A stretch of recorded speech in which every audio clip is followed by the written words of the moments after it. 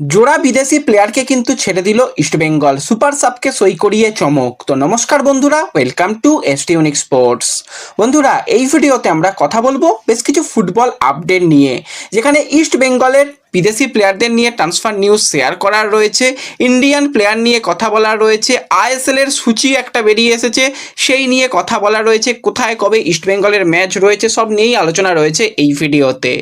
Interesting video হবে, শুরু থেকে শেষ পর্যন্ত দেখো। ভিডিও ভালো লাগলে লাইক শেয়ার করে দিও, আর যারা চ্যানেলে প্রথমবারের জন্য এসেছো মনে করে চ্যানেলটাকে সাবস্ক্রাইব করে নিও, তাহলে প্রিয় দলের খেলার সমস্ত আপডেট তোমরা এখানে পেয়ে যাবে। তো চলো আর দেরি না করে ভিডিও শুরু করা যাক। তো সবার প্রথম যদি আমরা একটুখানি আইএসএল এর একটা ড্রাফট সূচি নিয়ে কথা বলি, তো প্রত্যেকটা দলকে কিন্তু একটা করে সূচি পাঠানো হয়েছে। যদি কোনো জায়গায় কারেকশানের প্রয়োজন হয় সেগুলো কারেকশান করা হবে।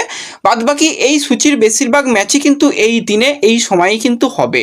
তো যদি আমরা কথা বলি প্রথমেই একটুখানি ইস্টবেঙ্গল মোহনবাগান ম্যাচ দিয়েই কিন্তু ডার্বি হওয়ার সম্ভাবনা অনেক অংশ রয়েছে। 14ই ফেব্রুয়ারি ডার্বি ম্যাচ, বড় ম্যাচ হওয়ার সম্ভাবনা রয়েছে। ম্যাচটা মোহনবাগানকে হোম ম্যাচ হিসাবে দেওয়া হয়েছে। এবার এখানেই মেন ব্যাপার, তো প্রথম ম্যাচই ডার্বি ম্যাচের মতন বড় ম্যাচ রাখাতে আপত্তি দুই প্রধানের রয়েছে সেখানে। প্লাস ইস্টবেঙ্গলের আপত্তি আরও রয়েছে যে মোহনবাগানকেই কেন হোম ম্যাচ দেওয়া হলো, আমরাও তো হোম ম্যাচ পেতে পারতাম। তো এই নিয়ে এই ম্যাচটা নিয়ে যথেষ্ট সমস্যা রয়েছে। হয়তো প্রথম ম্যাচই ডার্বি হবে না, সেক্ষেত্রে দ্বিতীয় অথবা তৃতীয় ম্যাচে গিয়ে ডার্বি হতে পারে। তো সেক্ষেত্রে বাদবাকি যদি আমরা ম্যাচ নিয়ে কথা বলি, তো সেক্ষেত্রে এই যে খসড়া সূচিটা বেরিয়ে এসেছে সেখানে কিন্তু 21শে ফেব্রুয়ারি ইস্টবেঙ্গলের কিন্তু হোম ম্যাচ রয়েছে দিল্লির সঙ্গে, 27শে ফেব্রুয়ারি জামশেদপুরের সঙ্গে অ্যাওয়ে ম্যাচ, 5ই মার্চ রয়েছে গোয়ার সঙ্গে হোম ম্যাচ, 14ই মার্চ কেরালার সঙ্গে হোম ম্যাচ, 21শে মার্চ অ্যাওয়ে ম্যাচ মোহামেডানের সঙ্গে, 27শে মার্চ নর্থ ইস্টের সঙ্গে away match, 4th April Chennaiyin এফসির সঙ্গে অ্যাওয়ে ম্যাচ, 9th এপ্রিল কিন্তু বেঙ্গালুরুর সঙ্গে হোম ম্যাচ, তারপরে 19শে এপ্রিল পাঞ্জাবের সঙ্গে হোম ম্যাচ, 23শে এপ্রিল ইন্টারকাশির সঙ্গে অ্যাওয়ে ম্যাচ, 1st মে কিন্তু উড়িষ্যার সঙ্গে হোম ম্যাচ, এবং শেষ ম্যাচ ইস্টবেঙ্গলে রয়েছে 8ই মে, সেটাও কিন্তু হোম ম্যাচ রয়েছে মুম্বাইয়ের সঙ্গে। এছাড়া যদি আমরা কথা বলি মোহনবাগানের কথা, 23শে February Chennaiyin FC home match রয়েছে, 28শে ফেব্রুয়ারি মোহামেডান অ্যাওয়ে ম্যাচ, 6ই মার্চ উড়িষ্যা অ্যাওয়ে ম্যাচ, 14ই মার্চ বেঙ্গালুরুর সঙ্গে অ্যাওয়ে ম্যাচ, 20 মার্চ রয়েছে হোম ম্যাচ মুম্বাইয়ের সঙ্গে, 4th এপ্রিল রয়েছে জামশেদপুরের সঙ্গে অ্যাওয়ে ম্যাচ, 12ই এপ্রিল রয়েছে হোম ম্যাচ পাঞ্জাবের সঙ্গে, 17ই এপ্রিল নর্থ ইস্টের সঙ্গে অ্যাওয়ে ম্যাচ, এবং যদি কথা বলি 23শে এপ্রিল কাশির সাথে হোম ম্যাচ, এবং 3rd মে কেরালার সঙ্গে হোম ম্যাচ, 9th মে গোয়ার সঙ্গে অ্যাওয়ে ম্যাচ, এবং 17ই মে কিন্তু হোম ম্যাচ দিল্লির সঙ্গে মোহনবাগান খেলবে।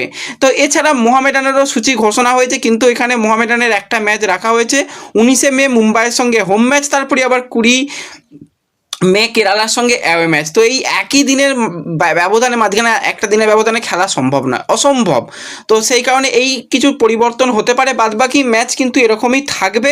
এবার আজকেই হয়তো পূর্ণ সূচিটা এসে যেতে পারে, রাতের দিকে এসে গেলে আমাদের সোশ্যাল মিডিয়া পেজে আমরা অবশ্যই শেয়ার করে দেব।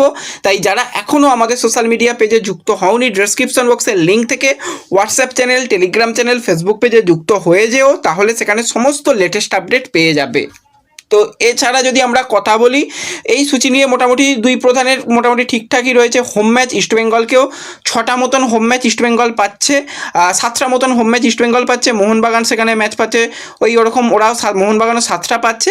এছাড়া ইন্টারকাশি বলো বা যদি মোহামেডানের কথা বলো, সেগুলোও কলকাতাতেই খেলা হবে। তো সব মিলিয়ে মিশিয়ে কিন্তু কলকাতায় অনেকগুলো ম্যাচই হতে চলেছে, এটা কিন্তু একটা ভালো ব্যাপার। তো এর সাথে সাথে যদি আমরা একটুখানি ইস্টবেঙ্গলের ট্রান্সফার নিউজ নিয়ে কথা বলি, তো ইস্টবেঙ্গল কিন্তু এবার চ্যাম্পিয়ন 2 বিদেশি প্লেয়ারকে ছেড়ে দিল। তো সেটা হচ্ছে আইডব্লিউএল দলের বা মহিলা দলের ইস্টবেঙ্গলের প্লেয়ার আমিনা নাবাবি। সে কিন্তু ইস্টবেঙ্গলের সঙ্গে অনেক দিনই ছিল এবং তাকে কিন্তু অবশেষে থ্যাংক ইউ পোস্ট দেওয়া হয়েছে।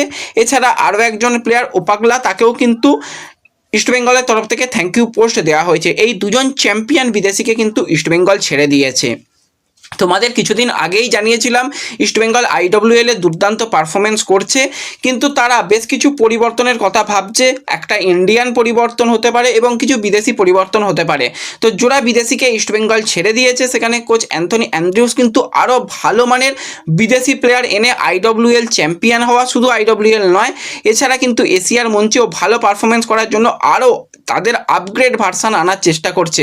যেভাবে এই বছর আমরা দেখতে পেয়েছি ইস্টবেঙ্গল কিন্তু এক দুর্দান্ত স্ট্রাইকার ইস্টবেঙ্গলের কাছে রয়েছে। তো সেরকম আরও ভালো মানের এরকম প্লেয়ার কিন্তু ইস্টবেঙ্গল চাইছে। এছাড়া জ্যোতি চৌহানের কথা আগেই বলেছি, সে গোকুলাম কেরালায় জয়েন করেছে ইস্টবেঙ্গল ছেড়ে। তো এই তিনজন প্লেয়ারকে কিন্তু ইস্টবেঙ্গলের মহিলা দল থেকে ছেড়ে দেওয়া হয়েছে। তো এরপর যদি আমরা একটুখানি কথা বলি এফসি গোয়াকে নিয়ে, তো FC Goa super cup back to back champion হয়ে এই বছরও সুপার কাপ চ্যাম্পিয়ন হয়ে এশিয়ার মঞ্চে তারা কোয়ালিফিকেশনের ম্যাচ খেলবে, সেটা খুবই ভালো কথা। কিন্তু চ্যাম্পিয়ন হওয়ার পরেও আমরা দেখতে পেলাম প্রচুর বিদেশি প্লেয়ার কিন্তু গোয়া ছেড়ে দিয়েছে।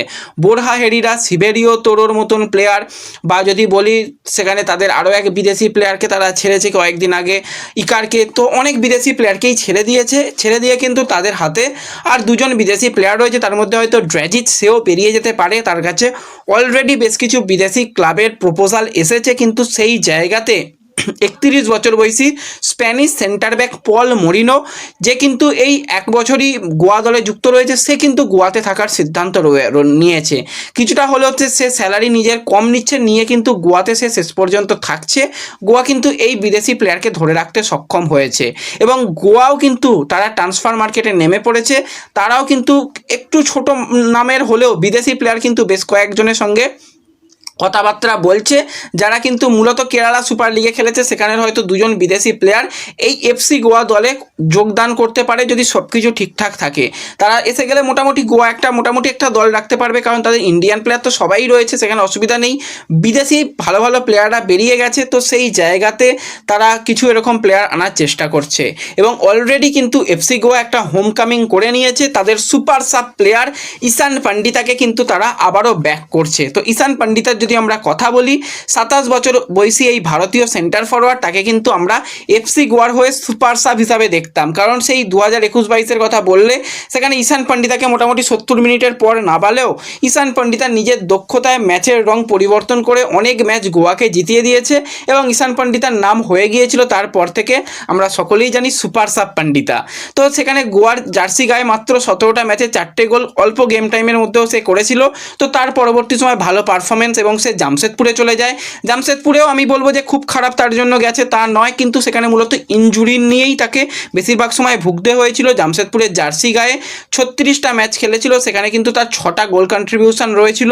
একটা সময় জাতীয় দলেও কিন্তু এই ঈশান পান্ডিতাকে নিয়ে খুব মাতামাতি হতো, জাতীয় দলেও একটি গোল করেছিল। তার পরবর্তী সময় কেরালা ব্লাস্টার্সের দীর্ঘমেয়াদী চুক্তিতে যাওয়া এবং কেরালাতে গিয়েই ফেঁসে যাওয়া, কারণ ঈশান পান্ডিতাকে নেবার ব্যাপারে সেই সময় ইস্ট বেঙ্গল সব থেকে বেশি কথাবার্তা বলছিল যে আমরা ঈশান পান্ডিতাকে নিতে চাই।